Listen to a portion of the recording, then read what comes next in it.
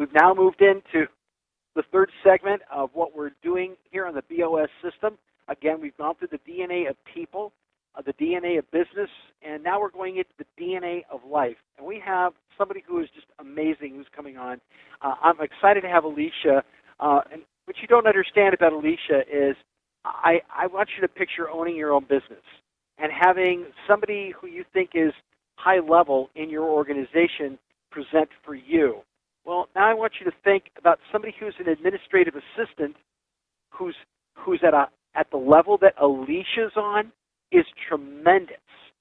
She's an administrative assistant, and she's presenting today for a company that makes that for Tanglewood Conservatories that makes these multi-million-dollar conservatories. She is outstanding. Alicia's going to be sharing with us the natural laws and how that ties into creating profitable partnerships. Alicia, so excited to have you on board with us today. Take it away. Thank you, Kevin. Creating a profitable partnership in business is a lot like a marriage. It requires our best efforts and investments. When it's functional, it's both fulfilling and rewarding. When it's not, well, we all know how that goes. We've all had partnerships or relationships that have not been mutually beneficial. If we're honest with ourselves, we'll admit that they don't quite work out so well. The goal then is to create, foster, and expand profitable partnerships so that both parties are receiving valuable benefits from the alliance. A profitable partnership can make a huge difference in the success of your product and your service offerings and the overall growth of your company. There are many different types of partnerships, but the key element is that they should always be a win-win.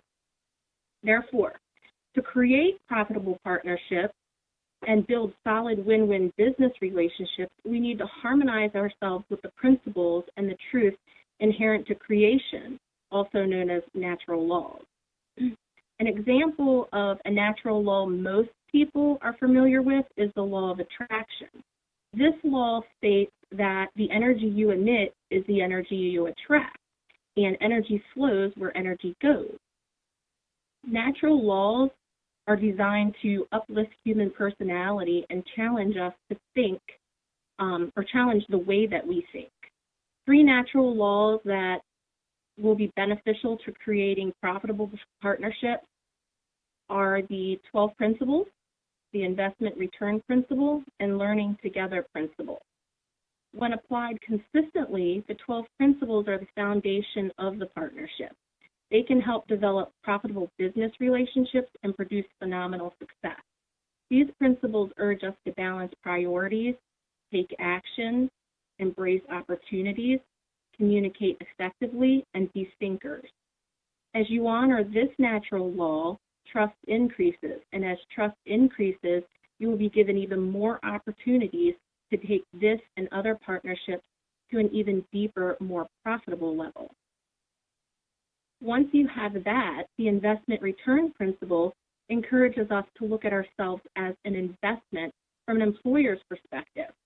We can market our business as the best investment in the marketplace, and we can successfully create profitable partnerships.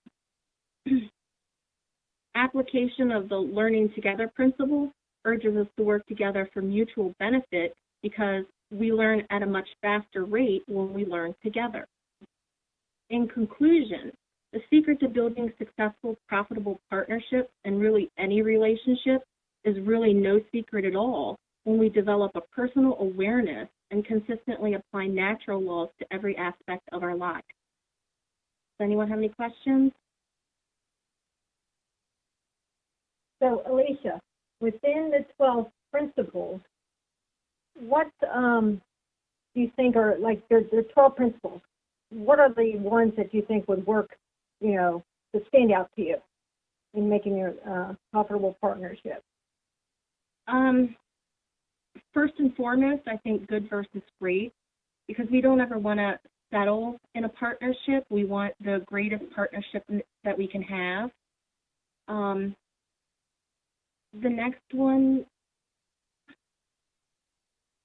I'm going to say walls of opportunity. In any partnership, there are going to be walls of opportunity, and we can look at them as opportunities, or we can look at them as problems.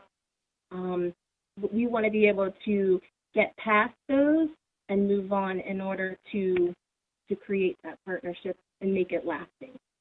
Cool. Good. Is there any other questions here for Alicia? Anyone else have a question about natural laws? And I do. Yeah, who's that?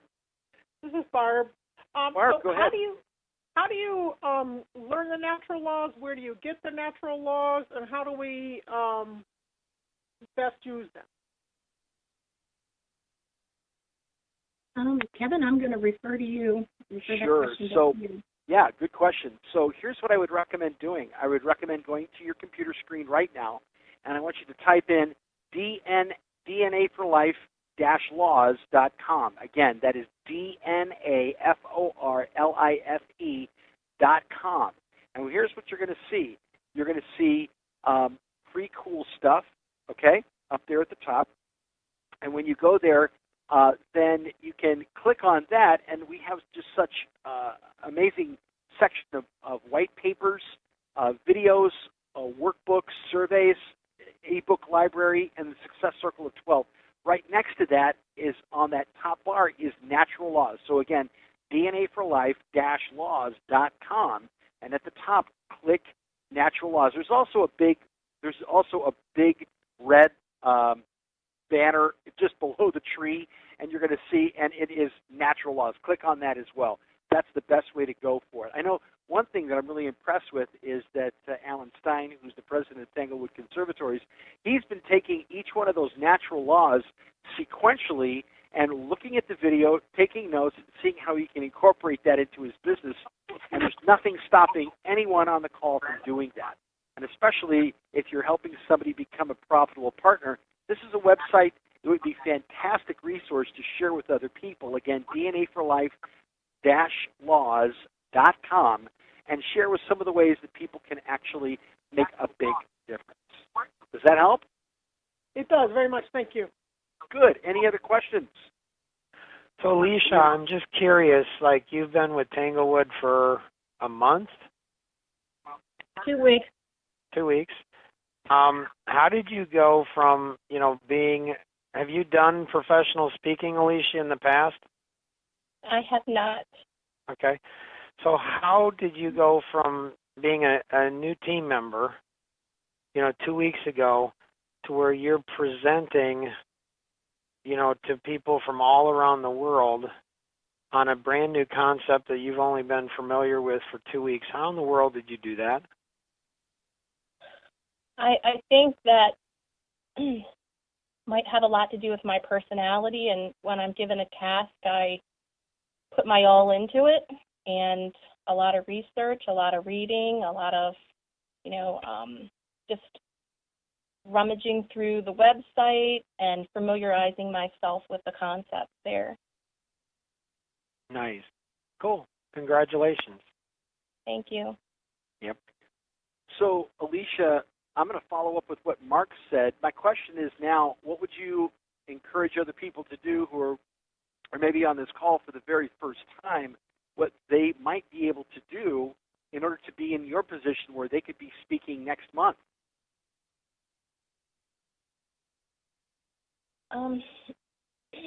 Well, I would encourage them first to visit the website and take a look at the materials there. I can't guarantee that everything that will speak to them, but from experience in just reading the white papers, I've, read them once, and at that point in time, I may have gotten, one or two things from that.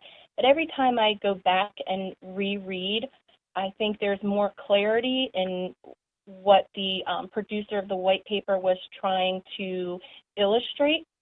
And then I've picked up more learning opportunities from that. Wow, that's tremendous. So, again, Alicia's referring to these white papers, and there's 5 key white papers that you definitely want to go to, and that's DNA for Life. Again, DNA for Life, laws.com, and you're going to go to free cool stuff. And if you look at success, goes to systems, and go to member, you'll find 5 amazing white papers. What's in it for me is the first one you should be reading. Why? Because guess what? You need to find out what's in it for you, okay, before we move forward. Then right after that is consistent and committed thinking equals success. That's the next one. But I would suggest you do these in order. The next one is drive and discipline. The next one is clear communication. And the next one is success. And then there's an amazing book that is co-authored with Alan Stein and Danny, who is a 5-year-old. He was actually 4 when he co-authored this book, and it's how to be the most amazing student in the whole world in everything. And that's also available. You have to see that. And, of course, Zaire and Abigail as well co-authored. And it's a tremendous read. I would really encourage everyone to read that.